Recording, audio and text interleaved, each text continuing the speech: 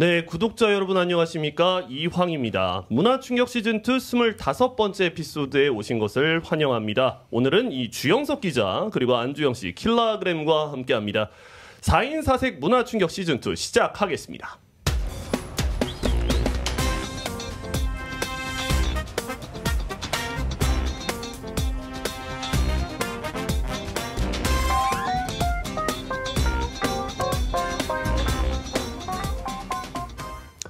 네, 문화충격 돌아왔습니다. 다들 잘 지내셨나요? 네, 너무 잘 지냈습니다. 오늘 지냈습니다. 이 테이블에는 새로운 얼굴입니다. 저희 주영석 기자님. 반갑습니다. 이렇게 또 환영합니다. 함께하니까 너무 좋네요.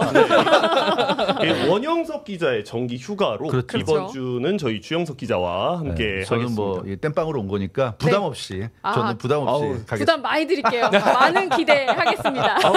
기대되네요. 단어 선택 좋네요. 땜빵. 땜빵. 네, 자 오늘도 또 우리 킬라그램. 네. 우리 또 공연 얘기가 있다고요? 맞습니다. 이번 주 토요일에 제가 공연은 아니고요. 네. 이번에 뮤직비디오를 좀 작품성 있게 만들어가지고 그리고 함께 참여한 분들이 한 30분 넘게 돼가지고 그래서 뮤직비디오의 릴리스 파티를 이번 주 토요일에 이제 상영을 하고요. 이제 영상 작업을 어떻게 했는지 인터뷰를 한 내용들도 좀 이제 보여드리고 그런 네. 좀 재밌는 행사가 토요일에 있으니 관심이 있으신 분은 제 인스타그램에 오셔서 확인을 하면 되겠습니다. 네, 인스타그램 뭐 밑에 주소 나가나요? 네. 네. 킬로그램 3XL. 네. 우리 킬라그램 제 네. 옆에 앉아 있다고 일반인이 아닙니다. 네, 연예인이에요. 네. 자, 킬라그램도 행사 잘 하셨으면 좋겠고요. 자, 감사합니다. 우리 위클리 업데이트 한번 시작해 보겠습니다. 자, 첫 번째 소식인데요. 서소영 기자가 썼죠. 이 저소득층 의료보험 커버드 캘리포니아 수혜 자격 확인 요망. 자, 이 메디칼이란 이 캘리포니아주 보건국과 커버드 캘리포니아에서 이 저소득 주민을 위해서 제공하는 건강 프로그램입니다. 맞죠. 네, 이 커버드 캘리포니아에서 제공하는 보험 혜택에 메디칼이 포함되어 있는 건데 이제 수혜자는 의료 혜택을 무료로 받을 수 있거나 일반 커버드 캘리포니아보다 더 낮은 비용을 지불하면 되는 것이죠. 그런데 이제 이 같은 혜택은 뭐 외래나 응급, 입원, 출산, 처방약 등에 대한 비용 지원이 포함이 됩니다. 자, 이 지난해 4월부터 팬데믹 기간 동안 시행되던 보험 커버리지 혜택이 종료되고 이 메디칼은 네. 1,500만 명까지 늘었던 메디칼 가입자를 대상으로 수혜 적격성 재심사를 해서 갱신하는 절차를 진행을 하고 있어요. 네네. 이 커버드 캘리포니아에 따르면 이번 달까지 14개월 기간에 걸쳐서 메디칼 자격을 충족하지 못하는 주민 가운데 31%, 15만여 명의 주민들이 이 커버드 캘리포니아로 전환이 됐습니다. 뭐 자세한 내용은 저 아시안 커뮤니티 비영리 단체 어드밴싱 저스티스 그리고 유튜브 채널을 통해서 한국어로 설명된 커버드 캘리포니아 보험 관련 설명 영상을 시청하실 수 있겠고요.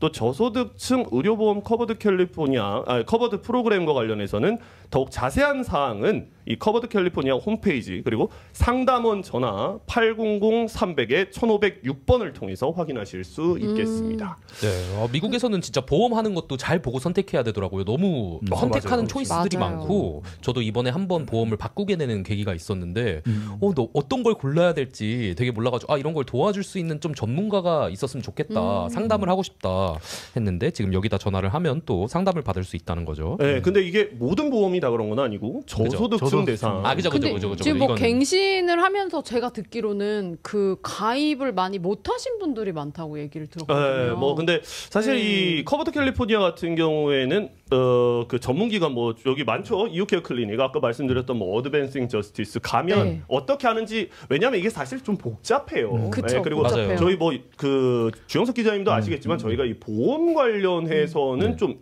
그 기사로 모든 걸 다 써서 넣기는 힘들어요. 그죠. 맞아요. 그렇기 때문에 좀 전문가의 도움을 받으시는 게 맞아요. 좋을 맞습니다. 것 같다는 동의합니다. 말씀을 드립니다. 자, 다음 소식이에요. 자, 우리 하와이 좋아하시나요? 하와이 가보셨나요? 저 하와이 엄청 좋아합니다. 네가 가라 딱 하와이. 이게 부산 사람도 아닌 사람이 죄송해요. 부산 태어나서 원래. 한 번밖에 못 가봤어요. 약간 일본어 따라하는 느낌인 것 같기도 하고. 그러니까요. 네. 일본 사람 읽고 한국말 하는 거. 우리 부산 사셨던 아닌가요? 자, 울산이요. 네. 한번 원어민에게 들어보시죠. 네. 아 저요. 네. 자 네이티브. 자 네가 가라 하와이. 뭐 이런. 전 되게 오버했던 거네요. 네. 그러니까 이 경상도 말투라고 다 저렇게 하는 거 아니에요. 네, 그러니까요. 저 오랜만에 영화 친구나 좀 봐야겠다는 생각이 갑자기 듭니다. 그죠, 영화 친구. 저도 이번 주말은 그래서 끝나고 해야 되겠네. 하와이에 어떤 무슨 일이 소식인데요? 네. 지금 이제 네. 하와이에 우리 뭐 호놀룰루 잘 아시겠지만 뭐 와이키키도 있을 것이고 해변이. 네. 근데 이 하와이로 여행 많이 떠나는 가운데 이 하와이로 여행 가는 경우에 해변가에 물건들 많이 놔두시잖아요. 아 맞죠. 그쵸, 근데 수영할 때 잠깐 놔두고. 슬쩍 한다는 거예요 지금. 호놀룰루 조심해야 돼요. 경찰은 최근 소셜 미디어를 통해서 저기 나오죠. 예. 이러한 내용을 직접 경고를 했습니다. 이 호놀룰루 경찰은 해변을 찾는 사람들에게 물놀이를 할 때도 귀중품을 소지할 것을 당부를 근데 했다. 네. 저는 개인적으로 저렇게까지 하면서 물놀이 가고 싶은 마음이 별로 없는 게 수영할 때는 좀 정말 그 최대한 내가 갖고 있는 모든 거에서 벗어나서 자연의 자유롭게. 뭐 자유롭게 하고 싶은 건데 아무리 워터프루프이지만 뭐 스마트폰이나 이런 거를 다 차고서 수영하는 건 좀 그럴 것 같고요. 근데 이제 여자분들은 이 셀카랑 그러니까. 중요한 것들이 그죠. 또 바다에서 셀카 하나 찍어줘야 수영보다 되고. 더 중요하기 때문에 남겨야 그거를. 되니까 사진을. 그리고 물 밑에서 바다 거북이 한번 찍어줘야 되고. 그렇죠. 나 하와이까지 왔는데 사진 한 장은 뭐 좀 조개 안에 제대로 진주가 있나 남겨야지. 없나 뭐 이런 그쵸. 거 네. 확인해야 되죠. 그리고 저거는 좀 웃기는 게 어찌됐건 와이키키 해변이나 이런 데서 자기들의 어떤 그 보안 어떤 그런 업무를 어느 정도는 좀 포기한 게 아닌가. 자기들이 못 개인에게 지켜주니까. 떠넘기는 게 아닌가. 그럴 수 각자 있겠네요. 알아서 챙겨라. 그죠. 약간 그런 느낌도 있어서 저기 가면 좀 불안하겠다. 그런 안 생각이 들어가게 근데 이게 약간 들어요. 주영석 기자님 말씀대로 네. 경찰이 뭐라 그러냐면 네. 귀중품을 모래에 두지 마라. 그리고 방수 가방을 사용해서 바닷물 안에 들어갈 때 갖고 들어갈 것을 권고했습니다. 근데 이게 진짜 웃긴 이거 게 제가 필리핀을 예전에 많이 놀러 갔었는데 네. 방수팩을 사잖아요. 네. 사면 이제 필리핀이잖아요. 네. 그럼 방수팩을 사서 핸드폰을 넣고 들어가면 물이 그냥 들어와요. 에? 싸고 그래서 아무거나 파는 거예요, 그냥. 저도 그래서- 저기 뭐야 레돈도 비치였나요? 그 패들보트 빌려주고 네. 패들보트 타는 데가 있어요. 네. 저도 이제 뭐 셀카도 찍고 사진도 찍고 그쵸. 싶을 거 아닙니까? 근데 방수팩을 저도 이제 대여를 했는데 네. 물 들어오죠. 폰이 그냥 바닷물에 쩔어가지고 김치가 되는 그런 사연이 있었어요. 저는 갑자기 생각난 아이디어가 그래서 보통 와이키키나 뭐 하와이를 혼자 가진 않잖아요. 그렇죠. 일행들이 여럿이 있을 테니까 그럴 경우에는 한 명이 여러 명이 지키는. 놀 때 한 명이 지키고 또 보통 그런데 그 한 명이 너무 외롭잖아요. 외롭긴 다들 이제 하죠, 막 뭐. 신나게 이렇게 물놀이 하면서 놀고 있는데 혼자 이렇게 앉아가지고. 맥주나 먹으라 그래요, 뒤에서. 그래 그냥 파란색 밑에 있으라 그래. 어딜 따라 들어와. 가위바위보에서 지는 이게 사람이. 남성분들 왜 선글라스 쓰고 볼 거 많잖아요. 그죠. 죄송한데 양아치 아니에요? 아니 남자들을 너무 매도하는 거 아닌가? 저항 받으실 거예요? 저 혼자 너무 선글라스 이러고 있었네 지금. 절대 선글라스. 고개를 돌리지 않아요. 선글라스 필수입니다. 남성분들. 뭐 와이키키라면. 네. 근데 이게 그렇죠. 좀 얼마나 심각하냐면 이 하와이에서 가장 유명한 관광지 제가 방금 말씀드렸죠. 와이키키 해변에서 지난 4월에만 160건의 도난 사건이 발생을 했다. 한 달 동안에. 한 달 동안에. 와, 정말 근데 이게 심각하네요. 160건이면은 굉장히 많은 거예요. 그러게요. 그것도 경찰이 와. 확인한 것만 그 정도일 거고 그렇죠. 확인하지 그러니까. 않은 그러면은- 잃어버렸구나 그냥 포기해버리는 이런 사람들은 그쵸. 신고도 안 할 테니까 그럼 그런 아예 거에 그 급하게 일당이 있나 이동하거나. 봐요. 예. 맞아요. 그 약간 도난 그걸 훔치기 위한 일당들이 있는 게 아닐까요? 뭐- 그 정도면? 뭐 사실 조직적인 소매절도가 그쵸. 좀 많잖아요. 네, 뭐 있다고 봐야겠죠. 정말 예를 들어서 저희 4명이 마음 먹고 가갖고 와이키키 해변에 자 주영석 기자님 저기 가시고요. 뭐 킬라그램 저기 가시고요. 안주영 씨는 저기 멋진 남자가 있는데 저 옆에 가갖고 조금 해보시고 뭐 그럴 수 있는 거예요. 진짜로.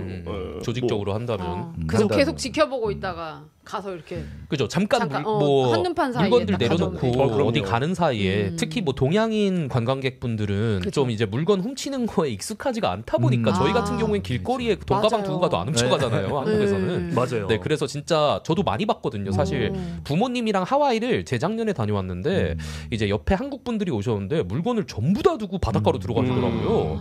그래서 저희가 봐주고 있었어요. 그냥 모르는 사람들이지만 네, 혹시 모르니까 네, 봐주고 있었는데 당연히 그때는 아무도 훔쳐가진 않았지만 그래도 위험한 짓이잖아요. 사실 그렇죠. 미국 상식적으로는. 맞아요. 네, 그래서 조심하셔야 돼요. 사실 미국은 저희끼리 얘기입니다만 눈을 뜨고 있어도 코를 베고 하는 맞아요. 네, 그런 맞아요. 것이기 때문에 절대 뭐 하긴 폰은 어쩔 수 없는데 그래도 그쵸. 나머지 기중품들은 좀 호텔이라던가 개인 그죠. 이런 수납장에 넣어두시는 게 좋겠습니다. 네. 자 다음 소식이에요. 뭐 저희가 문화충격을 통해서 한번 알려드렸었습니다. 이 올림픽 경찰서 한국어 통역 서비스 시작했다고 말씀을 드렸는데 시작을 하고 나서 관련 신고가 대폭 늘어났다. 오. 네. 자, LA 한인회는 지난달이죠. 5월 13일부터 지난 7일까지 그러니까 건 한 달 동안 2주 동안 이 올림픽 경찰서 한국어 통역 서비스를 통해서 접수된 범죄 관련 신고가 173건에 달했다라고 밝혔습니다. 많은 것 같아요. 이게 그죠? 그 2주 전보다 와. 훨씬 늘어난 거예요. 근데 지금 범죄를 좀 보면 실종, 성추행, 사기, 그리고 신분 도용, 소음 등 사건 신고가 이 22건에서 42건으로 2배 가까이 늘었다. 그리고 접근 금지 명령, 이제 영어 줄임말로는 TRO라 그러죠, 보통. 네, TRO 그리고 분실물 문의 일반 민원 역시 11건에서 45건 늘어난 와우. 56건으로 증가를 했습니다. 와. 자, LA 한인회는 올림픽 경찰서 한국어 통역 서비스가 이제 필수 서비스로 자리를 잡은 것 같다라고 얘기를 했고요. 그리고 실생활에 밀접한 문의도 늘고 있다고 밝혔습니다. 그래서 이러한 배경을 바탕으로 서비스 시간을 좀 확대할 수 있는 방안을 찾겠다라고 얘기를 했는데 이 통역 서비스 관련해서 스케줄은 LA 한인회 홈페이지 가서 확인하시면 되겠습니다. 네. 이게 신고 건수가 늘었다는 건 이런 관련 범죄가 늘었다고 보기보다는 이제 조금 언어의 벽이 없이 맞아요. 이제 신고를 할 수 네. 있으니까 이런 어떻게 보면은 조금 소음 같은 건 조금 작은 일일 수도 있잖아요. 그렇죠. 근데 원래 같으면 좀 이것도 언제 또 영어로 이거 다 얘기하고 그죠. 그냥 귀찮죠. 귀찮아 그냥 안 어르신들 할래 특히. 막 이럴 수도 있다가 맞아요. 이제 통역 서비스가 생기니까 좀 더 이제 편하게 말을 할 수 있어서 말을 하는 게 아닌가 싶어요. 사실 뭐 저희 주영석 기자님 같은 경우에도 저희는 뭐 취재를 많이 네. 하니까 네. 사실 한국어 신고 통역 서비스가 얼마나 중요한지 아시죠? 그죠. 중요하죠. 네. 네, 맞아요. 그 좀 뭔가 거리감이 느껴지고요. 네, 그쵸. 경찰에게 가서 내가 당한 그 억울함, 그런 맞아요. 범죄 피해를 신고를 해야 되는데 맞아요. 그러기에는 좀 쉽지 그쵸. 않고요. 그러니까 맞아요. 그래서 특히 어르신들 같은 경우가 특히 그런데 아마 한인회의 저런 그 통역 서비스가 어르신들에게는 상당한 좀 도움이 되지 않을까. 맞아요. 이제 그런 저 기대가 같은 경우 돼요. 한국에 오래 살다 왔으니까 네.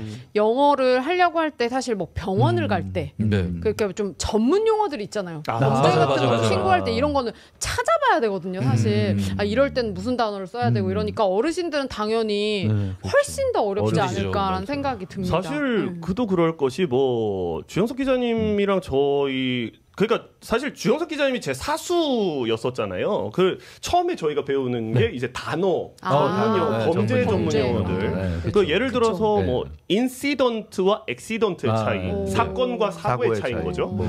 그리고 burglary와 robbery, 네. 그러니까 강도와 절도 차이인 건데 절도와 강도는 굉장히 다르죠. 그죠. 근데 그렇죠. 그거를 한국어 영어 사전에 찾으면 둘 다 강도라고 나와요. 맞아요. 똑같이 나와요. 네, 근데 이제 절도는 뭐 물리적인 피해가 없을 때 물건을 훔침을 당하는 행위 자체가 절도인 거고 강도는 용의자가 이제 그쵸. 흉기나 무슨 무기를 들고 아니면 물리적으로 나한테 내놔 이러는 게 차이. 그러니까 사실 전화는 너무 하기 힘들고 저 같은 경우에 항상 클레임을 하거나 뭐라 할 때 다 이메일로 했어요. 왜냐면 이제 찾아서 그냥 글로 그것도 좋은 쓰는 게 방법이네요. 편하니까 그죠. 그렇게밖에 못하고 예전에도 저도 뭔가를 훔쳐가서 누가 이제 그거를 이메일로 이렇게 했는데 뭐 가격대가 너무 높지 않은 거는 더 이상 해줄 수 없다 뭐 이런 얘기로 아주 좋은 팁이에요. 왜냐하면 그쵸 이메일로 네, 내가 일단 영어에 대한 남기니까. 부담이 있는 상태에서 네. 누군가를 대면하거나 전화 통화할 때는 이 상대방과 이렇게 소통이 되지 않는 듯한 느낌이 들 때부터 막 그쵸. 버벅대고 그죠, 그러는데 그죠. 이메일은 혼자 하는 거니까 그쵸. 하다가 안 되면 다시 정리해서 맞아요. 다시 쓸 수도 있고 천천히 그래서 해도 되고. 천천히 해도 되고 맞아요. 그래서 네. 전화보다는 이메일로 하는 게 저는 또 맞아요. 괜찮은 방법이라고 이메일로 생각이 싸워서 들어요. 이긴 적은 꽤 있었습니다. 전화로는 못 이기지만 키보드 워리어군요. 근데 이게 사실 경찰이랑 면대면으로 있으면 좀 그렇죠. 압박을 네. 받아요. 무섭기도 그죠, 그죠. 하죠 네. 약간. 왜냐하면 네. 경찰서고 경찰이고 하다 보니까 경찰이 맞아요. 뭐 그냥 야 뭔데 이렇게 물었는데 제복을 딱 입고 총을 찬 맞아요. 사람이 그쵸. 나한테 뭔가 물어봤을 때 버벅될 수밖에. 그쵸, 맞아요. 그쵸. 왜냐면 한국어로 신고할 때 어렵단 말이에요. 맞아요. 맞아요. 네, 맞아요. 쉽지 않죠. 네.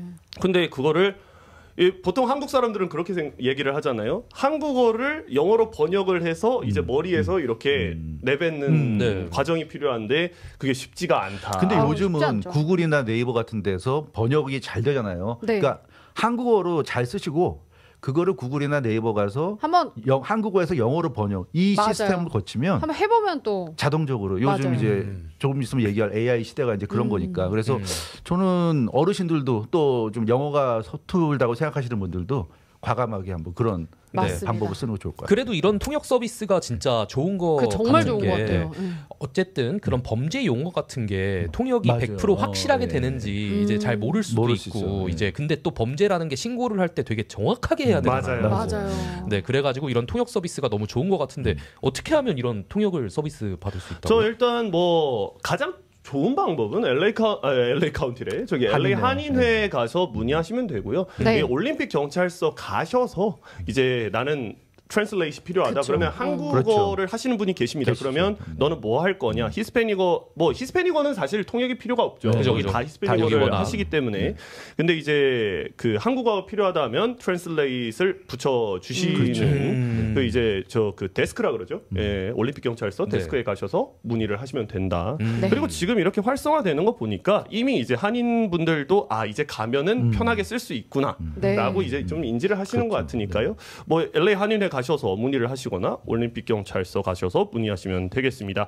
자, 위클리 업데이트 여기까지 마치겠고요. 오늘은 이제 주영석 기자님이니까 기대가 많이 됩니다. 주스 폴리틱스 돌아오겠습니다. 괜찮은데요? 주스 폴리틱스. 주스를 마시나? 네, 주스 폴리틱스 돌아왔죠. 이 폴리틱스 정치를 얘기하는 거죠. 근데 저는 정치를 또 생각하기에 따라서 좁게 우리가 뭐 정치인들, 대통령 뭐 이렇게 생각할 수도 있지만 정치를 좀 광범위하게 저는 봤고요. 그래서 어떻게 보면 우리 사는 세상이 모든 게 정치와 관련이 있다고 생각했고 그래서 AI를 선택했는데 이 AI가 또 요즘 대세기도 하지만 AI가 더 발전하고 또 긍정적으로 우리에게 영향을 미치기 위해서는 정치의 어떤 뒷받침이라든가 적절한 통제라든가 이런 게 필요할 것 같아서 짚어봤습니다. 맞는 말씀이시네요. 네. 저는 요즘 뭐 AI 관련된 보도나 이런 게 굉장히 많은데 저는 노에마 매거진이라는 이게 세계를 휩쓸고 있는 변화를 탐구하는 잡지인데요. 여기서 이제 AI와 관련한 그런 특별 기사가 나왔습니다. AI가 중산층 재건에 도움이 될 수 있나? 전문가 시대를 끝장내나? 뭐 이런 상당히 좀 재미난 내용이어서 제가 이걸 소개해드리려고 하는데 우리가 너무나 잘 아는 일론 머스크 테슬라 CEO가 인공지능 AI에 대해서 최근에 얘기를 했죠. 역사상 가장 파괴적인 힘이다. 이렇게 얘기했고요. 어떤 직업도 필요하지 않은 시점이 올 것이다 하는 좀 지금 생각하면 약간 과연 그럴까 하는 디스토피아 이야기가 있네요. 거의 무슨 그죠? 디스토피아 영화처럼 얘기를 했어요. 또 그런가 하면 작년에 AI 대부로 꼽히는 제프리 힌튼이죠. 제프리 힌튼 박사 또 그런 얘기를 했어요. 이 AI 시대가 오면 직업을 다 바꿔야 된다. 그래서 자기는 배관 분야, 플러밍을 권한다. 뭐 이런 얘기를 해서 AI가 못하는 거. 그렇죠. AI가 못하는 거. 얘기하면. 저는 이분들 얘기를 소개해 드리는 게 물론 이게 노에마 매거진에 실린 얘기이기도 하지만 이 뭔가 요즘에 AI 시대를 좀 관통하는 그런 말들이 이분들이 얘기한 내용 안에 들어있지 않나 싶어서 말씀을 드린 거고요. 어찌 됐건 우리의 미래는 상당히 달라질 것이다. 이미 많이 지금 달라지고 있고, 근데 앞으로 더 많이 달라질 것 같은데 이 시점에서 한번 질문들을 드리고 싶은데 인공지능 AI가 지금 많이 진화하면서 발전을 하고 있는데 지금 특히나 AI도 초기 AI로 벗어나서 지금 생성형 AI잖아요. 맞아요. 스스로 생각하고 스스로 깨우치는 시대인데 이 생성형 AI 시대에 어떤 느낌들을 갖고 계신지 좀 궁금합니다. 사실 저 같은 경우에는 좀 이제는 내 직업도 불안불안하다라는 생각을 위협을 많이 좀 느끼는.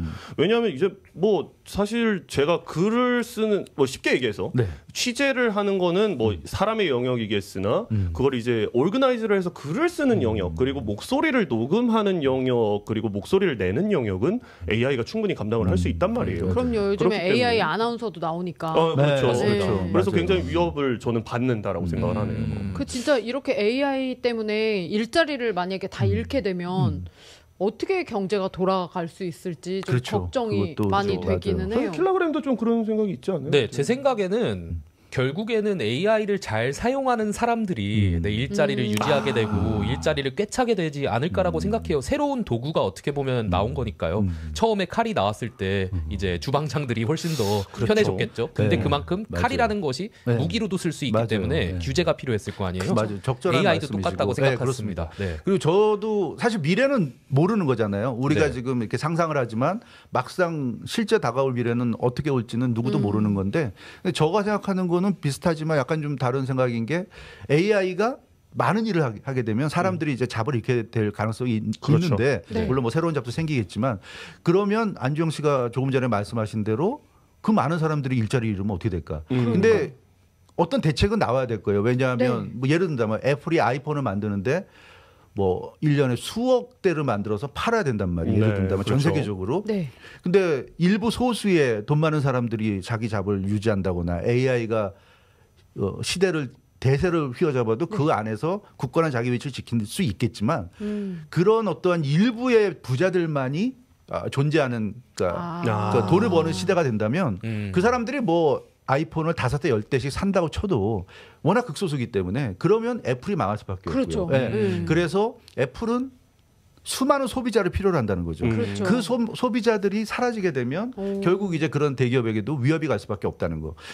그래서 요즘 나오는 대책들 중에 새로운 잡을 찾는 것도 있고 뭐 이렇게 돈을 그냥 주는 그런 그런 시스템이 요즘 실험이 되고 있잖아요. 전 세계 이 북가주에서도 그런 실험이 있는 걸로 알고 있고 뭐 소득을 직접 주는 거. 근데 그게 지금 우리에게는 일도 안 하는데 돈을 주나 그게 부정적인 거부감이 들 수도 있지만 네. 미래 시대에는 그게 필요할 수 있다. 왜냐하면 그럴 수도 그 사람들이 있겠네요, 진짜. 나서서 뭔가 사줘야지 그렇죠. 경제가 돌아가기 그렇죠, 때문에 그렇죠. 그런 면에서 저 사람들에게는 돈을 줘서라도 근데 네. 돈을 지금은 우리의 뭐 세금으로 준다고 하지만 이제 그때 가면 AI가 일을 하니까 AI가 생산해서 만들어내는 그런 부를 그런 AI에 의해서 밀려나서 일을 못하는 사람들에게 되돌려주는 그럼으로써 그 사람들이 소비를 해주는 뭐 그런 시대가 될 수도 있다. 뭐 그렇다고 해서 그냥 먹고 놀자는 건 아니지만 근데 듣다 보니까 돈을 막 정부에서 주고 그걸 알아서 쓰고 극소수의 정말 부자들만 돈을 번다. 이거 약간 좀 제가 봤을 얘기를 하다 때 보니까 주 기자님의 꿈이 약간 놀고 먹는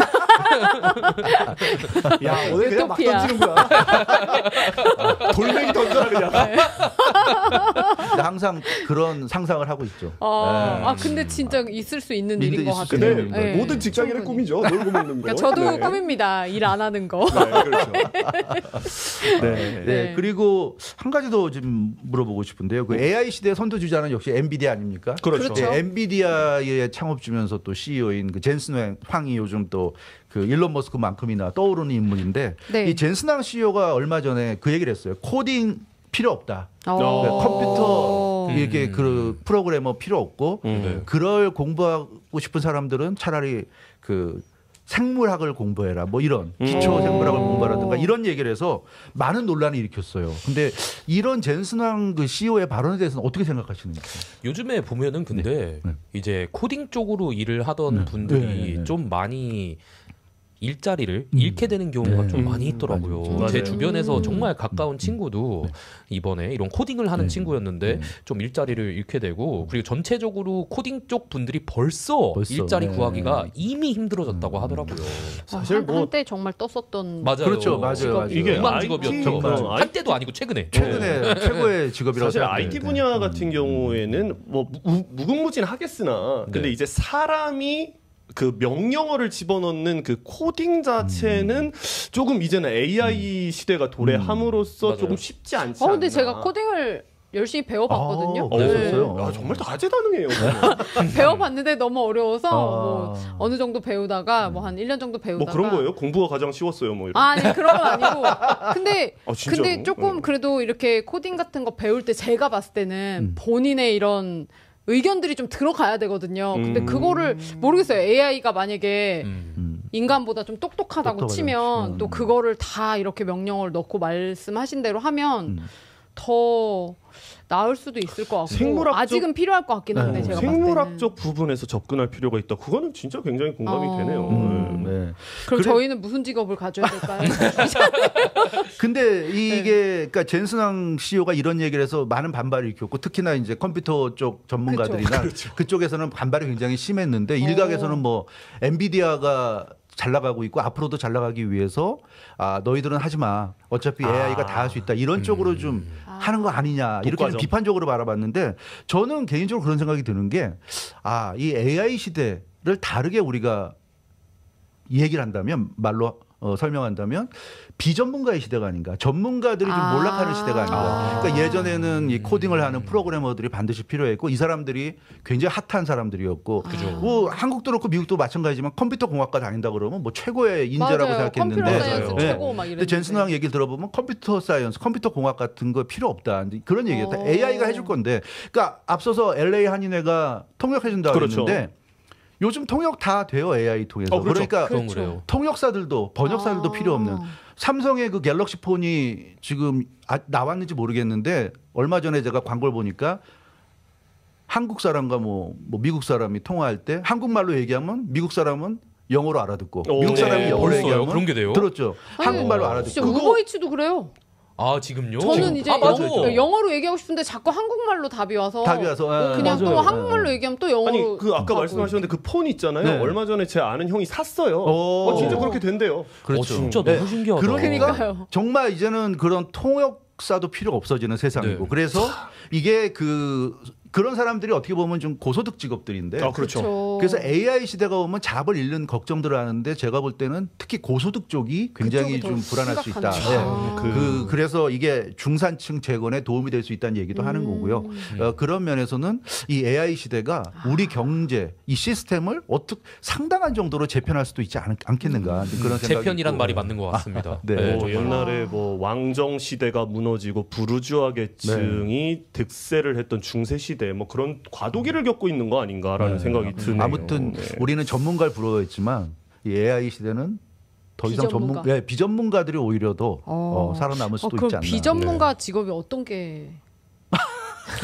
나 너무 궁금해서 계속 물어본 거 아니에요? 그 직업을 제가 해봐야겠어요. 무인 자동차가 많이 나타나고 있잖아요. 그러니까 운전사도 전문가인데 이제 필요 없어지는 거고요. 그런 쪽.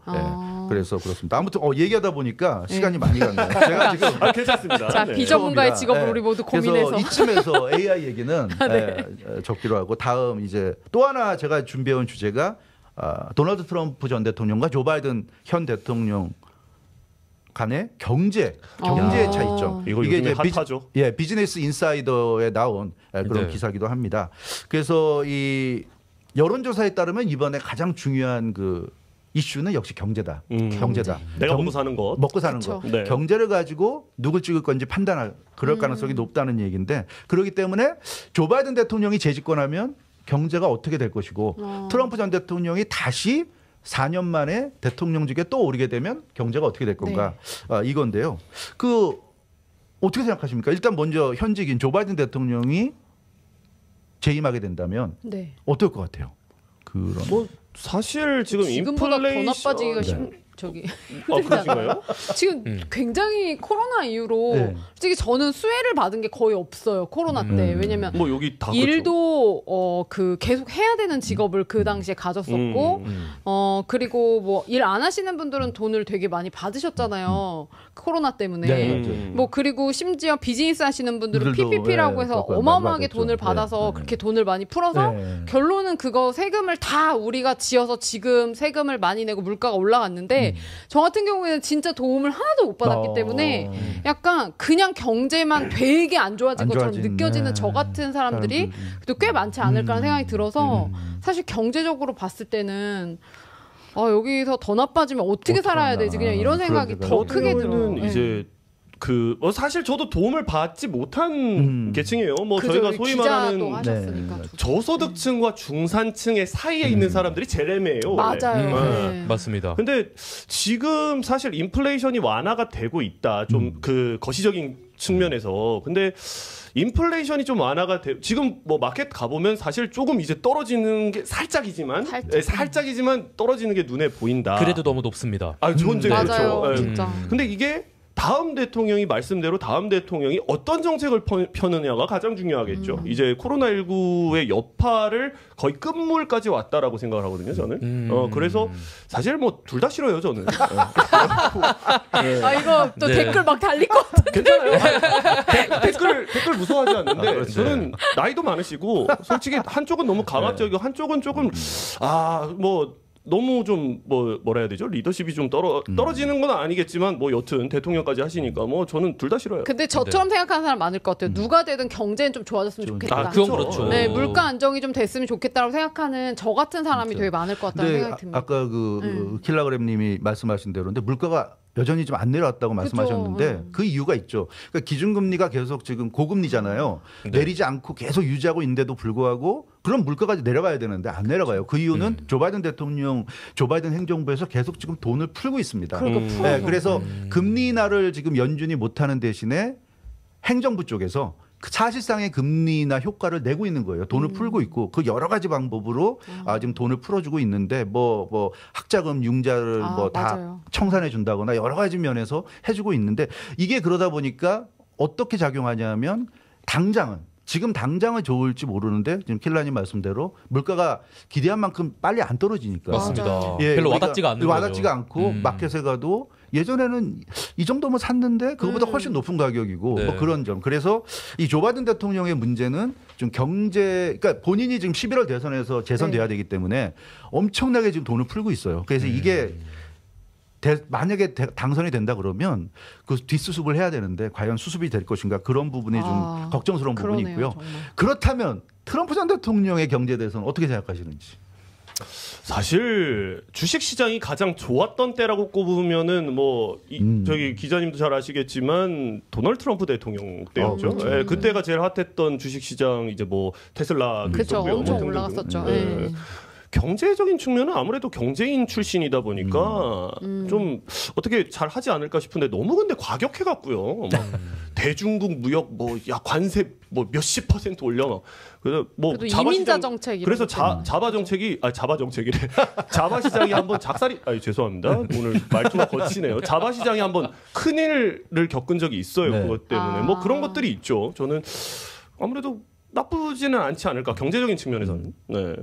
네, 그리고 또 사실 구체적으로 트럼프 대통령이 어떻게 하길 원하는지는 말씀하시지는 않으셨잖아요. 맞아요.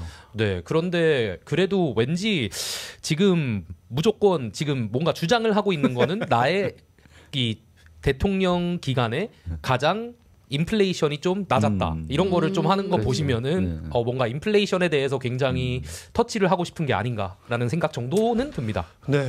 그 킬라님 말씀이 정확한데 지금 전문가들 얘기 뭐냐면 트럼프 전 대통령은 경제에 대한 구체적인 정책이 없다는 겁니다. 없기 때문에 우리가 알 수가 없어요. 정확히 저분이 뭘 추구하는지 그냥 과거에 자기 때 좋았다. 이 얘기를 그냥 내세우는 거고 지금 나쁘다. 지금 나쁘니까 나 찍어줘. 그런 식의 얘기고요. 트럼프 전 대통령이 이제 주장한 것 중에 중요한 건 하나는 이제 관세인데 관세부가 중국을 비롯해서 세계에서 들어오는. 근데 이게 관세를 부과해서 미국 경제를 도움이 주겠다고 하는 건데 이 관세를 부과하면 결국 그 관세가 부과돼서 예전에 싸게 들어온 중국 제품들이 더 비싸게 들어올 수 있기 때문에 궁극적으로는 그게 미국 소비자들에게 나쁘게 작용할 수도 있다. 책임 전가될 수 있다. 그런 면에서 트럼프 전 대통령의 경제 정책도 굉장히 퀘스천 마크 이렇게 말씀드릴 수 있을 것 같아요. 네. 여기까지입니다. 짜잔 여기까지입니다. 네, 오늘 경제도 잘 짚어봤고. 네. 근데 너무 좋은 말씀 해주셔가지고. 아니 무슨 말씀이세요? 끝내고 싶지 않네요. 자꾸 캠페인처럼 끝내요. 오늘 설교 좋았습니다. 네, 좋은 말씀 감사하고. 네, 다음은 저희 인싸죠. 우리 킬라그램의 인사이드 아메리카로 돌아오겠습니다.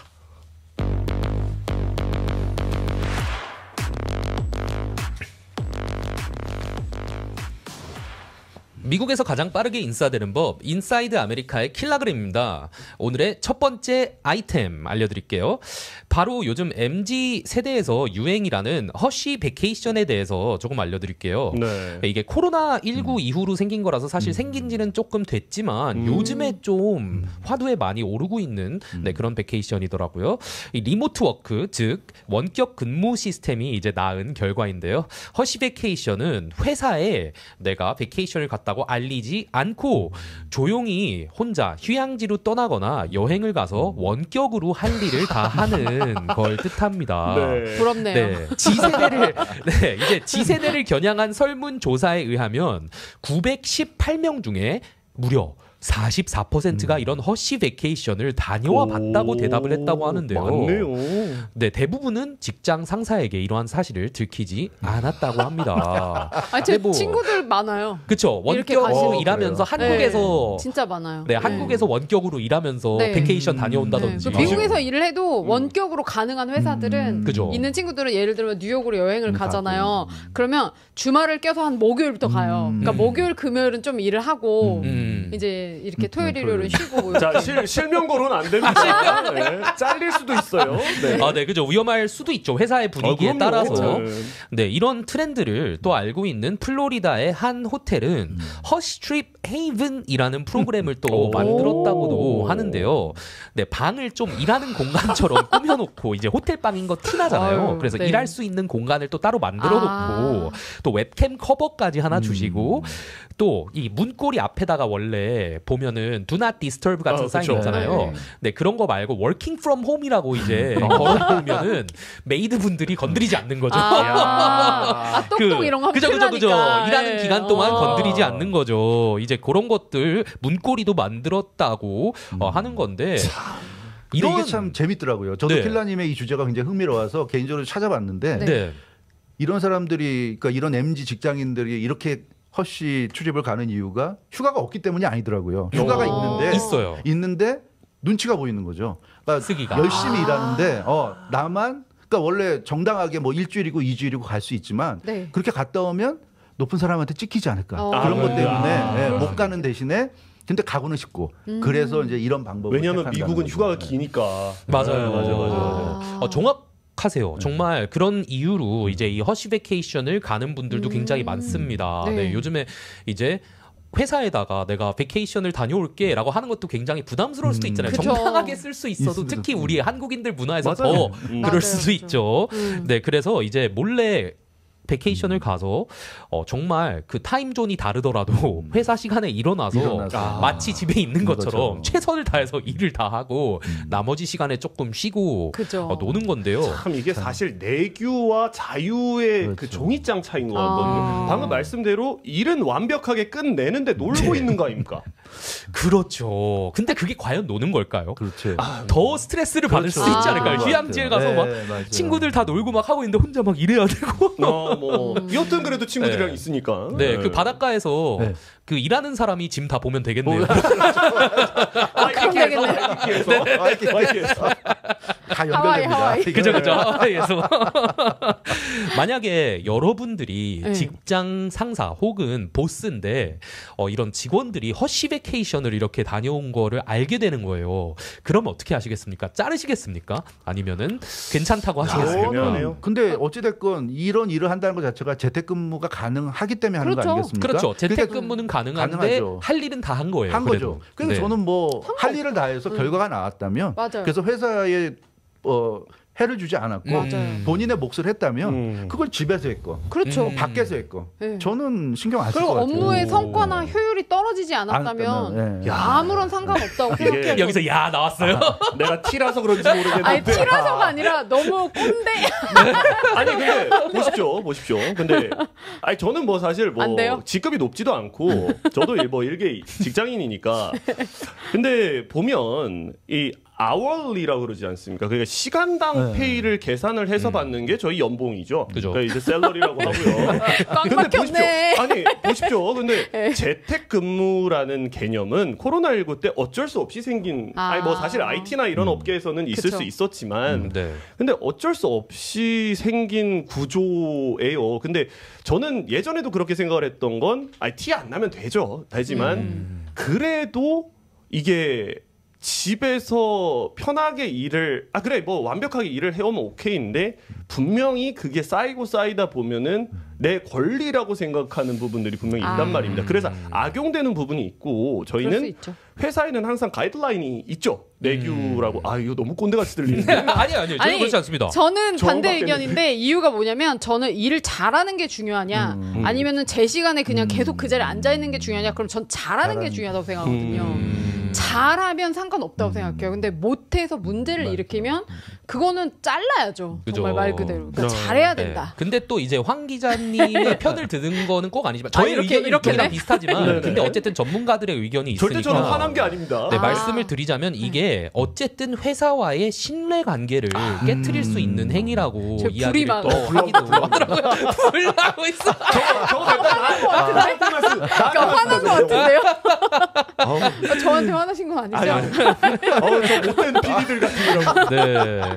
그래서 웬만한 또 회사들에서는 조금 보안을 신경을 많이 쓰는 회사라든지 뭐 정부의 일을 한다든지 이런 좀 시리어스한 회사들에서는 웬만하면 잘릴 수도 있는 오펜스라고 하지만 그렇죠. 또 다른 스테르스버로라는 마케팅 회사의 대표 조시 로에는 삶을 즐기며 일까지 잘 마무리한 직원들이 자랑스럽다고도 대답을 한 걸 보면은 결국엔 어떤 회사를 다니냐, 그러니까 황 기자님의 회사를 다니냐, 주 기자님. 맞아.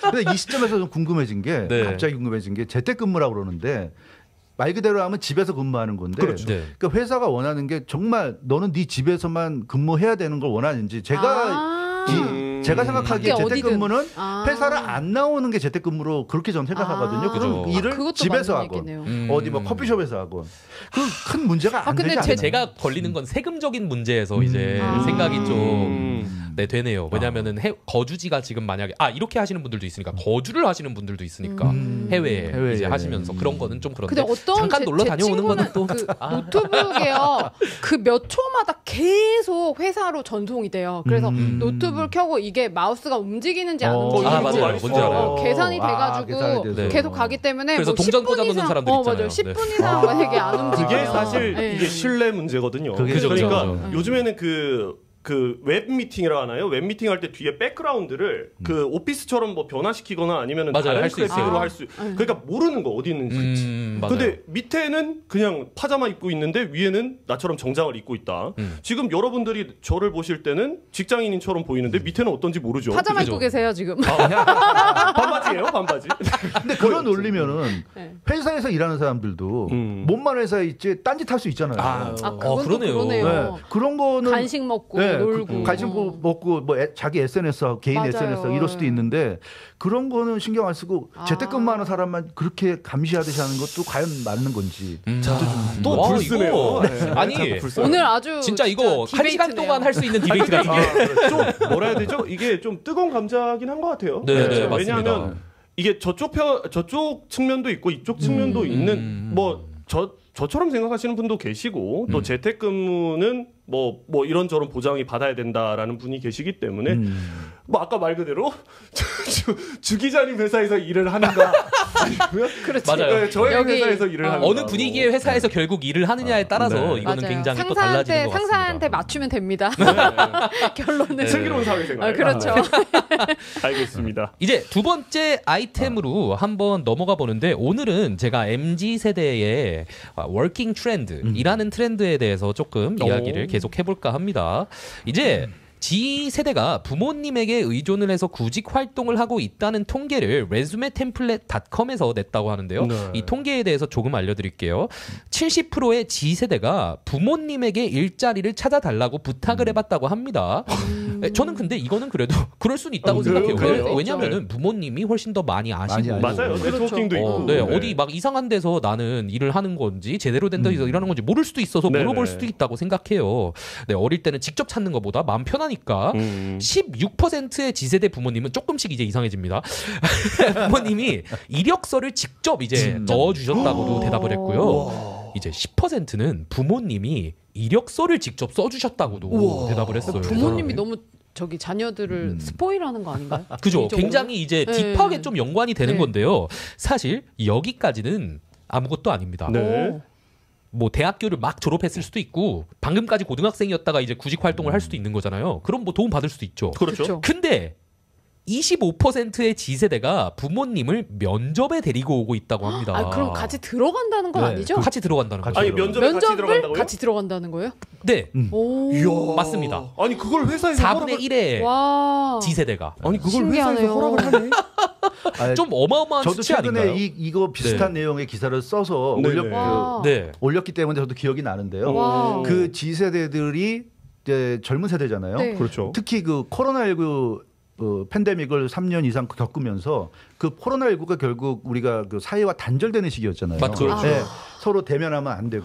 그러니까 어린 친구들이 딱 그때 처음으로 이제 사회 진출할 시점이었는데 했어야 되는데. 사회 진출할 때 배운 게 뭐냐면 사람으로부터 떨어져 이런 거였기 때문에 그 굉장히 그 사회화가 덜 됐다는 겁니다. 그래서 이제 와서 이제는 재택근무보다는 이제 대면근무 뭐 이런 걸 원하고 하다 보니까 이 인터뷰할 때 직장을 잡기 위한 인터뷰할 때도 굉장히 두려워한다고 그래요. 근데 이해가 가는 게 제가 이제 아시는 분 이제 어머니들 있죠. 나이가 좀 있으신 분들의 아이들이 그 코로나 때 홈스쿨링으로 다 가르쳐 주셨대요. 엄마가. 그럴 수 있죠. 지켜야 네, 돼요. 한 3년 4년을 엄마랑 공부만 하니까 이 친구들이 만약에 지금 진짜 뭐 대학교 면접을 간다던가 하면은 엄마가 같이 면접 가서 얘기를 해줄 수도 있을 것 같다는 생각이 들어요. 맞아요. 왜냐하면 이 친구들이 그러니까 자기가 사회에 나와서 접한 사람이 부모밖에 없는 거예요. 그쵸. 네. 네. 그러니까 부모님을 면접장에 데려가는 이유가 가장 나를 잘 아는 사람이 객관적으로 나를 표현해 준다. 내가 이렇게 얘기할 때 이게 사실이냐 아니냐를. 그래서 직장에서도 MZ세대가 부모 데려오는 것까지도 이해를 한다고 하더라고요. 그 기사를 보면. 그 재미난 게 그렇다고 해서 합격이 돼서 일할 때도 부모님을 데리고 함께 일하는 건 아니고요. 그건 아니니까. 그게 제일 진짜 두려울 것 같아요. 만약에 내가 내 회사에서 누가 면접을 왔는데 엄마랑 아빠랑 같이 와가지고 하면은 혹시 일할 때도 같이 오시나요? 엄마 아빠가 PPT 만들어서 이렇게 보내는 그죠. 근데 그럼 좋긴 하네요. 연봉 그렇죠. 한 명 나가고 이제 세 명이 함께 일하는. 근데 피곤하겠는데? 전혀 이해를 못 하고 계세요. 너무 새로운 소식이라서 너무 재밌긴 한데 같이 신기하네. 그런 사람이랑 일을 해야 된다라고 생각을 해봤어요. 근데 이게 재밌는 게 아니라 현실이고요 지금. 이게. 그리고 주 기자님이 거의 여기 전문가들보다 더 설명을 잘해주신 것 같아요. 네, 그렇게 코로나 이후에 좀 어떻게 보면은 사회적으로 떨어져 있어라. 그리고 그 사회를 경험하지 못한 상태에서 갑자기 면접을 보는데 이게 그러면은 그때 만났던 친구들이 있으면은 좀 면접 볼 때는 혼자 가야 돼라는 말이라도 들을 수도 있는데 그냥 진짜 엄마랑 계속 있었으면면 맞아요. 면접 볼 때도 같이 가야지라고 생각할 수도 있죠. 네. 아마 유한 기자는 이런 친구들을 마마보이 뭐 이렇게 혹시 좀 약간 그런 사실 이건 G세대라서 저 같은 M세대도 사실 이해하기 힘든 이해하기 힘들죠. 네, 근데 진짜 이런 홈스쿨링 할 때 거. 엄마들이 너무 힘들대요. 아침부터 저녁까지 그 어떻게 스쿨의 시간표대로 이 아이를 짜서 공부를 시킬지를 그죠. 엄마가 다 정해서 하기 때문에 이해는 합니다. 왜냐하면 코로나19를 저희 여기 4명도 다 겪었죠. 굉장히 험악한 시대였어요. 맞아요. 아무도 못 만나고. 너무 외로웠죠. 너무 그래서 외로웠죠. 심지어는 폰으로만 생활을 해야 되는 상황도 있었죠. 네. 이해는 하겠으나 글쎄요. 저는 이해가 불 다시 나오는 거 아니에요? 네, 사회적으로 딱 이제 뭔가 나의 모습을 갖춰가야 하는 타이밍에 딱 코로나를 겪은 또 G세대 친구들이 있단 말이에요. G세대의 거의 중간 딱 그 나이대가 정확히 그 세대거든요, 사실. 그 사실 뭐 코로나를 겪은. 입학식과 졸업식이 없었던. 맞습니다. 네, 그래가지고 그런 친구들은 사실 확실히 저희 같이 정상적으로 학교를 다니고 한 사람들이랑 조금 다를 수도 있다고는 또 생각이 들긴 하네요. 확실히. 주 기자님의 그 분석을 듣고 나니. 네, 그렇습니다. 좋은 말씀 감사합니다. 좋은 말씀 좋은 감사합니다. 설교 감사합니다. 네, 어쨌든 면접이 무서울 수도 있긴 하지만 만약에 제 회사라면은 저는 좀 붙을 확률이 있는지는 모르겠네요. 원래 저랑 같이 회사를 찾으면 아 그래도 부모님 저 여기 같이 부모님 좀 그렇다. 네, 그래요, 친구들. 네, 그렇습니다. 오늘의 미국에서 인싸되는 법 인사이드 아메리카는 여기까지. 다음은 안주영님, 안홍일님의 라이프 스타일로 돌아오겠습니다.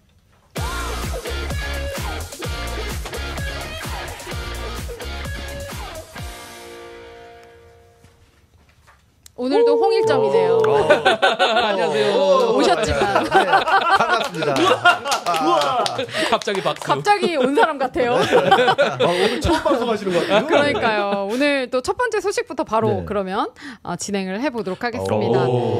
무섭죠, 사진이. 네. 볼드모트가 생각이 나요. 그러니까. 볼트모트. 지금 이게 인도네시아에 있는 5m의 비단뱀이에요. 5m요? 5m. 저는 뱀이 그렇게 큰 뱀이 있는지도 몰랐거든요, 사실. 예. 네, 근데 이 뱀에 이렇게 볼록한 배를 이렇게 갈랐더니 그 안에 실종된 여성이 숨진 채 발견이 되었다라는 좀 무서운 소식이네요. 인도네시아에서 있었던 일이고요. 인도네시아 중부 지역에서 한 여성이 지금 얘기했던 5m 비단 뱀에게 통째로 잡아먹히는 어이구야. 일이 발생을 했다고 합니다. 인도네시아에서는 좀 종종 있는 일인가 봐요. 뭐 아무래도 너무 습한 무섭죠. 지역이고 조금 정글도 많고 하니까 네. 아무래도 저런 뱀들이 그렇죠. 많지 않을까요? 너무 네. 무서운데. 가본 적은 없지만 어떻게 그러니까요. 뱀이 사람을 그쵸. 통으로? 네. 그 영화에도 보면 뭐 아나콘다 기억하시나요? 아나콘다. 그리고 저기 그 어린 왕자. 어린 왕자에도 나오죠. 어린 아, 코끼리. 보아. 코끼리냐 모자냐. 그죠. 근데 그게 이제 보아뱀. 네. 이게 지금 어디였냐면 슬라웨시 주의 켈렘팡 남부 마을이라는 곳이 있대요. 인도네시아에. 네, 모르겠어요. 네. 네. 어딘지. 인도네시아 발리밖에 모르시죠? 아 몰라요. 네, 그밖에 모릅니다. 네. 거기에 이제 마을 주민 중에 여성분인데 파리다라는 여성분 45살이었어요. 아이고. 이 뱃속에서 시신으로 발견이 됐는데 이 파리다가 남편한테 이제 고추 따러 간다고 했대요. 네. 고추 따러 가겠다 했더니 그 이후에 이제 소식이 없어서 남편이랑 마을 사람들이 그 아내를 찾아서 막 나서다가 이 어느 한 곳에서 소지품을 발견하게 된 거예요. 그래서 이제 그 소지품을 발견하고 근처를 봤더니 그때 이 비단뱀이 한 마리가 있었는데 좀 징그러운 게 비단뱀이 약간 이렇게 뱀이 있으면 이만하게 둥그런 거예요. 배에 있는 부분이. 뭐 큰 거를 삼킨 그래서 것처럼. 그렇죠. 이제 남편이 좀 수상하다 싶어가지고 아이고. 그 뱀을 이제 배를 갈라서 갈라봤는데. 봤더니 그 시신이 그 안에 들어와 있었다. 좀 충격적인 문화 야, 충격적인 소식이죠. 이게 인도네시아에서는 이런 일들이 좀 있나 보죠. 왜냐하면 남편이 제 뱀 이상하다 갈라보자라고 말할 정도면 사실 좀 합리적인 의심이었다고 생각을 하거든요. 그러니까 맞아요. 저 뱀이 내 부인을 먹었을 수도 있지 않겠나라고 해서 갈라본 건데 그죠. 그런 일이 종종 있으니까 의심을 하지 않았을까요? 그리고 또 사진에 뭐 이렇게 엄청 크게 또 네. 배가 불러 있었다고 하니까 네. 저기 나오죠. 의심을 근데 이게 했을 수도 너무 있겠죠. 저는 좀 깜짝 놀랐던 게 잡아 먹었다는 생각이 들잖아요. 네. 원래는. 그렇죠. 근데 이게 옷을 그대로 입고 사망한 채로 발견이 됐대요. 그러니까 그냥 삼키기만 한 것 삼키는 같다. 거죠. 뱀들은 그죠. 삼키죠. 아, 원래 뱀은 삼키는 그냥 거- 삼키고 원래. 이제 네. 아, 그런가요? 소화시키죠. 소화시키죠. 이게 네. 어릴 때 생물 공부를 안 했나? 아까는 뭐 삼키는군요. 코딩 뭐 이런 거 다 그죠. 근데 생물은 공부를 안 생물 했나? 공부로 바꾸라고 했잖아요. 안 그래도. 네. 뭐 전형적인 문과인가요? 그래. 네. 아, 근데 문과 이걸 맞아요. 이런 기사를 보면 저는 그런 생각이 드는 네. 게 인도네시아가 물론 자연이 우거져 이렇게 있는 곳이 많겠지만 주민들이 사는 곳과 야생동물이 있는 곳에 경계가 과연 얼마나 있는 건지. 그게 저분이 야생동물이 살고 있는 서식지를 좀 침범해 들어간 건지 아니면 야생동물이 먹을 게 없어서 인간들이 살고 있는 곳까지 내려온 건지. 이 사실 여기 우리 살고 있는 이곳 LA 남가주도 뭐 퓨마라든가 코요테, 있죠. 예. 곰들 이런 짐승들하고 좀 만날 기회가 많이 생기는데 저도 요즘 가다 보면 코요테 엄청 많이 봤고요. 맞아요. 엊그저께는 한인타운에서도 코요테를 봤어요. 깜짝 놀랐는데. 저도 한인타운에서 봤어요. 봤어요? 얼마 전에. 아니, 신기하네. 어디서 며칠 내려올 전에. 때가 있나? 그러니까 코요테가 어디서 여기까지 배가 오는지 고픈가 모르겠는데 봐요. 예. 처음에 개인 줄 알았는데 자세히 보니까 코요테더라고요. 개들이 짖어대니까 깜짝 놀라서 코요테가 네. 불이 나게 이렇게 맞아요. 달려가는데 좀 새끼 코요테들 새끼- 다니는 것도 예. 봤고요. 저도 요만한 애들은 봤는데 너무 귀여워서 밥을 주려고 했더니 저는 사실 캘리포니아주 처음 사람들이 왔을 주지 때 말라고. 가장 충격적이었던 거는 산에 가는데 표지판에 곰이 그려져 있어요. 그래서 처음에는 그게 여기 출몰 지역. 출몰 지역. 그러니까 그 곰이 여기 그거지 않습니까? 그 마스코트 상징이죠. 상징이잖아요. 근데 난 그건 줄 알고 봤더니 곰 조심이더라고요. 네. 그렇죠. 곰 굉장히 구조심.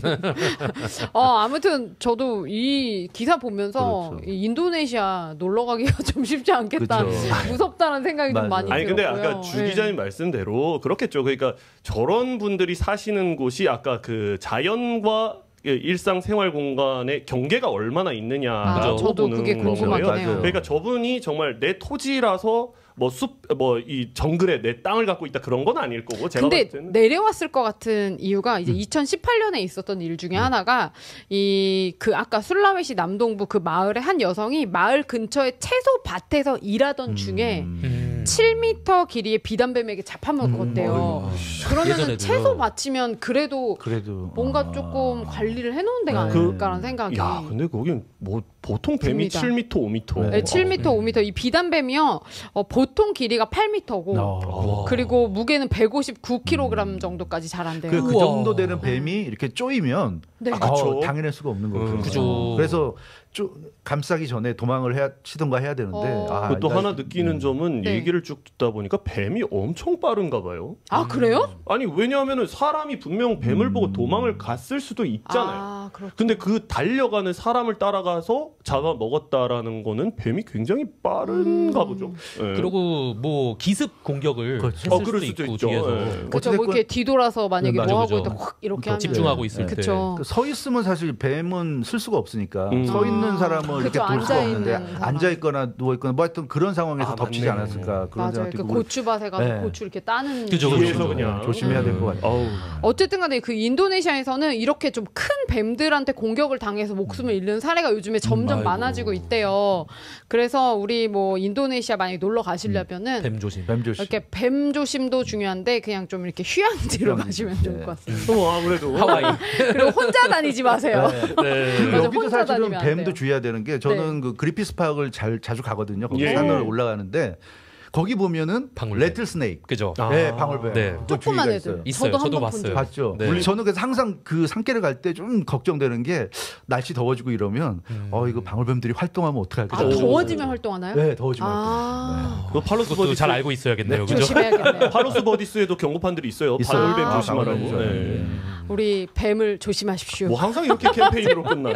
네. 그래도 방울뱀은 뭐 뱀 조심. 이렇게 엄청 큰 뱀은 아니니까요. 그죠? 그렇죠. 다행히. 뱀 조심하는 이제 여름 되시길 바라겠습니다. 조심하세요. 뱀 조심하시고요. 두 번째 소식 전해드릴게요. 아마 관심 많으실 것 같은데 아. 이정재 그 그죠, 그죠. 에콜라이트, 에콜라이트. 이제 1110만 회 시청을 했대요. 야. 정말 많이 본 거죠. 올해 디즈니 그 플러스 최고의 기록이라고 합니다. 자랑스럽지 않으세요? 일단 우리나라 어쨌든 배우가 저렇게 멋지게 저는 근데 이 영화에서 국뽕을 저는 저 개인적으로는 좀 네. 약간 배격하는데 네. 한국이건 아니건 전 재밌어야 된다고 생각을 하고 뭔가 좋은 작품이라 생각하는데 어찌됐건 이정재 배우는 대단한 거예요. 진짜 오징어 대단한 게임에 거예요. 이어서 그죠. 정말 대박을 좀 터뜨리고 대박이죠. 그것도 다른 시리즈가 아니라 스타워즈 시리즈란 말이에요. 그러니까요. 대단한 거죠. 요즘에 사실. 막 갈린대요. 그 이정재 에콜라이트랑 그 송강호의 삼식이 삼촌 삼식이 둘 다 삼촌. 아시죠? 네. 근데 그 두 개 중에 비교를 했을 때 이 이정재 에콜라이트는 이제 확 떴고 그 삼식이 삼촌은 송강호가 첫 이제 주연으로 한 드라마인데 드라마, 그죠. 좀 영화 재미가 말고. 없어서 투자를 많이 했음에도 불구하고 좀 안타깝다고 이런 근데 얘기가 있어요. 예. 좋긴 한데 사실 그 이정재는 둘째치고라도 이제 스타워즈라는 브랜드 네임이 있기 그죠. 때문에 그렇죠. 사실 이기기가 쉽지 않죠. 근데 저는 이거를 조금 보셨어요? 제대로 못 봤고요.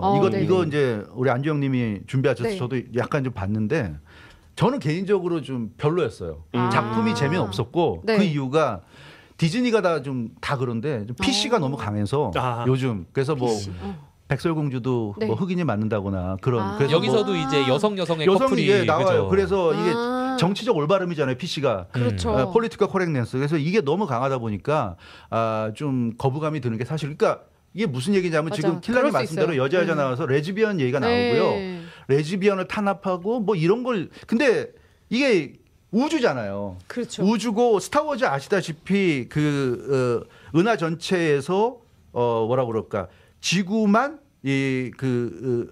좀 대우를 받고 뭐 그런 어떤 좀 스토리가 있는 건데 네.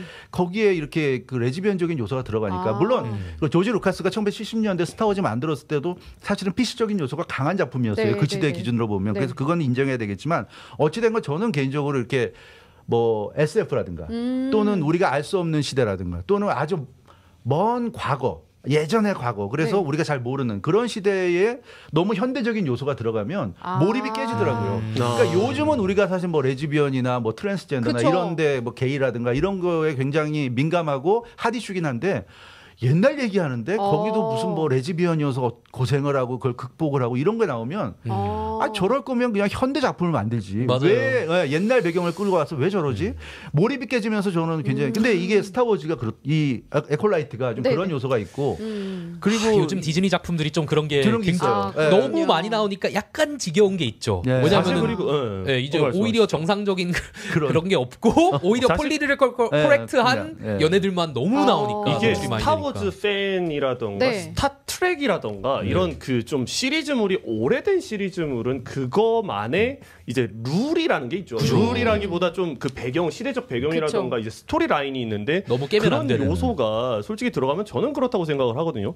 아니 사극을 찍고 있는데 아이폰을 들고 나와 이런 느낌을 네. 받아요. 그런 저는. 것 그런 때문에. 느낌. 그러니까 스노우 화이트잖아요, 백설공주가. 네. 그렇죠. 이름부터가 스노우 화이트인데 그걸 굳이 흑인으로 가야 되는가? 그럴 것 같으면 새로운 그죠. 작품을 만들어서 인어공주라든지 인어공주도 사실 아예 좀 유럽에서 새롭게 만들어져서 가던가. 그죠. 그러니까 그걸 굳이 그런 식으로 뒤집는 건 아닌 것 같고 그래서 이정재 배우의 뭐 연기가 못한 게 아닌데도 네네네네. 불구하고 왜 동양인을 저기 쓰냐 맞아, 그게 논란이 그런 많죠. 논란이 좀 생기는데 사실은 또 그런 부분에 대해서 할 말이 있는 게 네. 1970년대 그 스타워즈가 처음 만들어졌을 때 그 작품이 일본 작품을 배경으로 한 거였어요. 그 맞아, 동양 그 좀 배경이 있다고 하더라고요. 영화 좋아하시는 분들은 다 아시겠지만 네. 구로사와 아키라 감독이라고 네. 뭐 세계 영화 사상 최고의 감독으로 꼽히는 인물인데 뭐 7인의 사무라이라든가 라쇼몽이라든가 그렇죠. 그런 작품. 근데 이분이 만든 작품 중에 그 숨은 요새의 새 악인이라는 작품이 있어요. 그게 일본 전국 시대를 배경으로 했는데 그거를 이제 조지 루카스나 스티븐 스필버그나 이런 사람들이 그 당시 열렬한 구로사와 아키라 팬이었기 때문에 그 영화를 보고 힌트를 얻어서 배경만 일본 전국 시대에서 우주로 해가지고 사실은 숨은 요새의 새 악인을 쓴 거예요. 그렇기 때문에 그 당시에 그 대배우죠 미우네 도시로 이 구로사와 아키라의 페르소나로 불리는 이 미우네 도시로에게 오비안 케노비 역할까지 그 당시에 이 조지 루카스가 제안을 했고 사실 그리고 무기를 봐도 네. 사실 뭐 미래라고 하면 광선 총이라던가 이게 좀 돋보여야 되는데 검이었죠. 광선 네. 검이죠. 네. 그죠. 광선 메인이 창이고요. 검이죠. 예. 그러니까 어떻게 보면 그 1970년대 일본 배우가 나올 수 있었던 걸 이 미우네 토시로가 거절했어요. 거절하고 나중에 후회했다고 하는데 결국은 이제 50년이 지나서 이정재 배우가 어찌됐건 아시안 배우가 나옴으로써 또 그때 못했던 걸 해줬다 이렇게 볼 수도 있는데 아무튼 그래서 이 논란도 상당히 많은 것 같아요. 논란이 그래서 많죠. 히트한 예. 건 분명한데 히트한 건 맞아요. 흥행한 건 분명한데. 흥행한 거는 뭐 객관적으로 수치가 나오니까. 근데 아무튼 이 디즈니의 이 PC적인 이런 작품 선정 이거는 뭔가 좀 디즈니 그렇죠? 플러스는 제가 봤을 때 약간 M세대보다 좀 더 어린 친구들이 되게 좋아하는 것 같아요. 좋아하는, 그리고 저희 나이 또래나 이런 다 넷플릭스 좀 많이 보잖아요. 그죠. 아닌가요? 맞아요. 이왕 기자님 피해 가시는 거. 웃기밖에 안 했어 나는 웃었어요. 그냥. 맞아요. 저 넷플릭스 그 좋아합니다. 디즈니 플러스는 조금 어린 친구들이 되게 많이 좋아하는 것 같더라고요. 마블이나 이런 거 마블, 하면서. 그렇죠. 예. 뭐 어쨌든 근데 이정재 배우가 영어 잘했대요, 되게. 영어도 영어. 잘했고 발음이 근데 되게 좋았다고. 그게 저도 외모를 보니까 머리 네. 길게 했잖아요. 네, 맞아요. 그래서 약간 중국 무협 어떤 영화 그렇죠. 보는 것 같은 견발 그런 이런 예, 쪽? 약간 네. 그런 느낌도 있다고 그러는데 근데 그건 맞아요. 어찌 됐건 영어는 상당히 괜찮았던 것 같고 네, 뭐 튜터가 네 연기는, 명이 네. 이렇게 나빴던 것 붙어가지고 같아요. 발음 네. 교정을 다 해줬다고 하더라고요. 저 사실 영어가. 개인적으로 저는 이정재 되게 좋아하거든요. 저도요. 네. 저도 이정재 예전부터 그 알아봤죠. 유명한 등장씬 있지 않습니까? 관상. 예, 관상에서 딱 그 고기 들고. 상인가 뭐 이런. 예. 저도 이정재 배우 좋아하는 게 뭐 연기가 이렇게 오버하지 않더라고요. 연기를 딱 잘해요. 그 역할에 맞게 맞아요. 적절하게 이렇게 하는 그게 굉장히 좋았던 것 같은데. 그 그걸 이정재 뭐 아시잖아요. 그 몇백억 사건 다들 예예예. 예, 알겠죠. 또 이렇게 그런 좀 그래서 요즘 안 좋은 뭐 스캔들이라고 할까요? 약간 그런 걸 스캔들인가요? 아직도 잘 사귀고 있는 거 아닌가요? 대상 제가 네. 이정재님 연애하고 계신가요? 있습니다. 예. 네, 그렇죠. 네. 네. 뭐 제가 소식을 잘 몰랐네요. 그저 사업에 네. 실패한 뭐 몇백억을 도와준 그 여인이 있잖아요. 네. 그 여인. 이게 오징어 게임 얘기가 아니라 현실 얘기죠. 네. 현실 아, 예. 오징어 게임 2도 이제 곧 나오죠. 맞아요. 네, 오징어 게임 기대됩니다. 2. 기대되죠. 에콜라이트보다 더 기대됩니다. 이정재 배우가 나중에는 모르겠습니다. 저기 별이 박히는 날이 그날이 올지 모르겠네요. 헐리우드에. 그럴 수도 있겠네요. 그렇죠. 왜냐면 이병헌 씨랑 또 누구죠? 두 명이 박혀 있던데 제가 가서 확인했거든요. 박혀 있어요. 네. 한 명은 누군지 모르겠는데 안성기 씨. 아 그런가요? 아, 정말요? 맞는 것 같아요. 안성기 씨는 왜죠?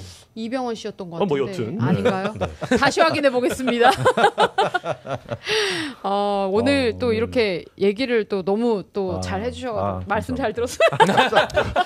너무 제가 좀 부정적이었나요? 아니에요. 아니요. 걱정하실 필요 없습니다. 뭐 되게 듣고 싶었던 이야기였던 네. 것 같아요. 저 디즈니 플러스에 간지러운 대한. 부분을 좀 네, 긁어주셨고 맞아요. 또 뭐 아까 뭐 전문적인 저는 사실 스타워즈 배경이 그런지 몰랐거든요. 근데 그런 저도. 전문적인 이런 네. 부분들까지 짚어주시고 뭐 인종주의적인 반감은 좀 있지만 네. 한번 저도 보긴 해야겠다는 생각이 예. 일단 흥행을 했다면서 이런 논란들이 있는 것 자체가 어쨌든 모든 사람들이 관심이 좀 있다는 있다는 얘기잖아요. 거죠. 뭐 사실 네, 그러니까 그렇게 접근을 하면 될 것 같아요. 그러니까 영화는 영화일 뿐이라고 그렇죠. 보시면 될 것 같다. 뭐 그런 저희 얘기가 좀 불편하시다면 뭐 근데 사실 저희야 뭐 개인 차니까요. 그렇죠. 그렇죠. 이건 사실 드라마인데 네. 이게 1, 2, 3, 4, 5, 6, 6편 하여튼 근데 1, 2까지는 괜찮았는데 3부터 아까 말씀드린 레즈비언적인 요소가 굉장히 강하게 나오면서 그렇구나. 네. 한국 분들도 그렇고 미국 분들도 그렇고 좀 거부감이 든다고 하는 게 3편부터더라고요. 그래서 한번 보시는 분들은 네. 3편을 한번 보시면서 과연 그런 비판이나 지적이 맞는지 안 맞는지도 한번 생각해 확인해봐야겠습니다. 좋을 것 같고 제가 봤을 때 한국 분들은 많이 못 보실 것 같은 게 디즈니 플러스 갖고 계신 분들이 갖고 별로 있죠. 없더라고요. 그렇죠. 보통 아들들의 디즈니 플러스를 가지고 와서 보시거나 아무래도 하시는데. 넷플릭스는 많이 있는데 그죠. 넷플릭스는 맞아요. 또 다들 있는데 사실 뭐 또뭐 디즈니 혹시 플러스는 보실 사실 기회가 된다면. 구독하기가 좀 쉽지 않죠. 그렇죠. 한정적이다 보니. 접근하기가 좀 그래도 그렇죠. 유명한 작품이라고 하니까 한번 보시면 또 네. 좋겠습니다.